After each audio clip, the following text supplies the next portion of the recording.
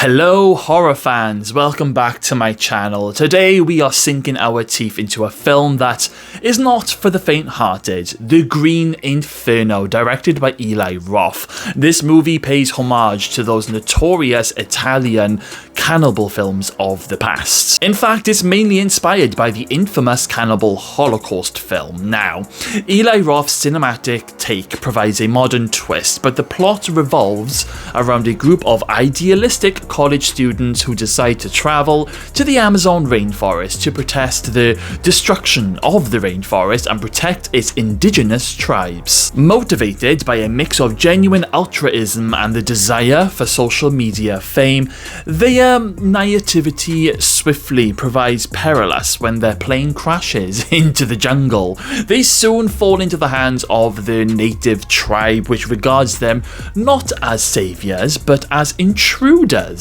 deserving of brutal retribution. This film is loaded with graphic violence designed to shock and provoke viewers. However, it's not just the unrelenting gore that stands out. The Green Inferno also stirs conversation about the complexities of activism and the consequences of uninformed interference. Now, through a series of harrowing and unsettling events, Eli Roth explores the dark irony of so-called slacktivism, where basically, shallow social media activism meets the stark, unfiltered reality of indigenous plight. Main character Justine, played by Lorenza Izzo, is a college freshman who joins a student activist group. Their mission is to protest industries who are displacing indigenous tribes in the Peruvian jungle. When they arrive in the dense jungle, they end up chaining themselves to trees and they stream the event live on social media. They do successfully halt the destruction temporarily.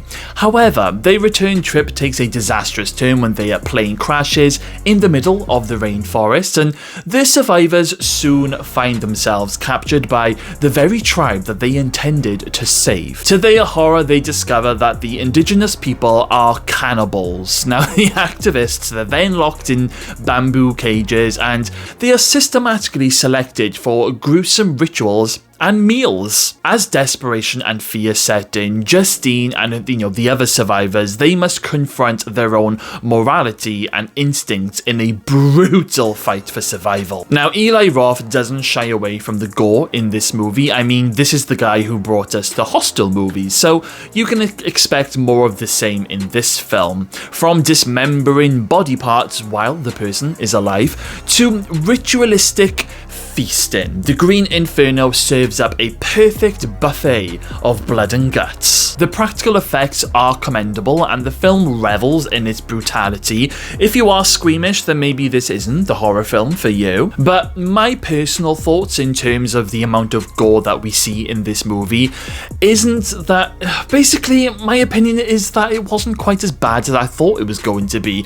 Don't get me wrong, the film is gory, extremely gory, but when you've seen Cannibal Holocaust, then this movie doesn't really compare when it comes to the gore. Don't get me wrong, I did enjoy the movie and there were certain moments where I did have to look away, but there were also other moments where you think that you're about to see something that might cross that line, but it never actually happens. You think it's about to happen, but it's almost as if they weren't quite brave enough to just go there, whereas Cannibal Holocaust, they went there and then some, because the film was banned, and the full uncut version is still banned in many places around the world to this very day. So it's just very small, minute moments like that in The Green Inferno that did disappoint me just a little bit, especially when you've got films these days, that are super gory and pushing limits, like the Terrifier movies for one, and also The Substance, which I watched very, very recently. Now, the reaction from around the world, the audience's reception for The Green Inferno has been deeply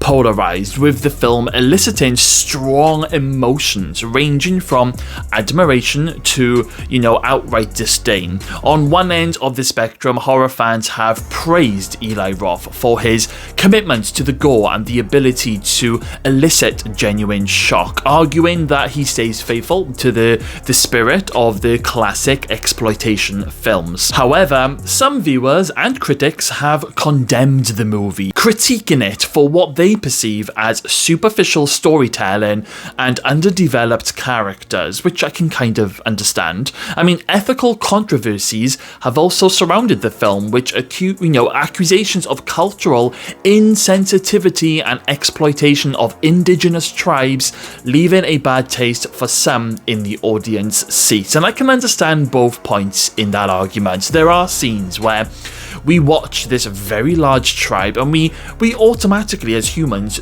judge. And I'm not talking about the cannibalism aspect of the movie. It's when we see the way the tribe behaves together and how they interact and how they do things as a completely different civilization. I can see why it would cause some upset amongst certain viewers, and as I said, that is totally understandable. My own personal opinion on this movie is that it is gutsy, it is ballsy, and it definitely has Eli Roth's stamp all over it, and I did enjoy it. Now, will I be running back to rewatch this movie anytime soon?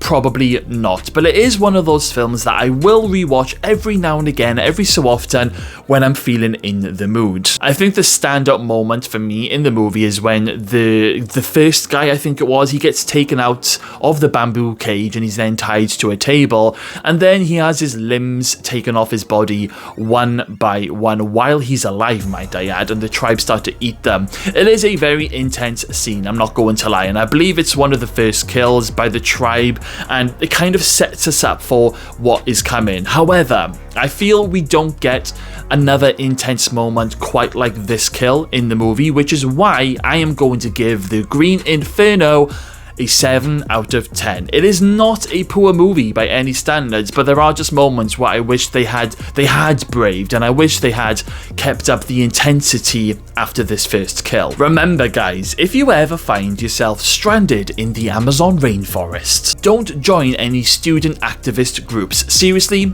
just don't. Do pack a survival kit, a bug spray, a flare gun, and a copy of Cannibal Cuisine for Dummies. Definitely avoid tribal feasts. They're not serving vegan options. And that is it guys, that is a wrap. Thank you for watching, and remember, life is short, but horror movies are forever. Don't forget guys, I will be doing a trailer reaction straight after this video. Make sure you stick around. Don't forget to hit that subscribe button, and I will catch you in the next terrifying review. Bye guys.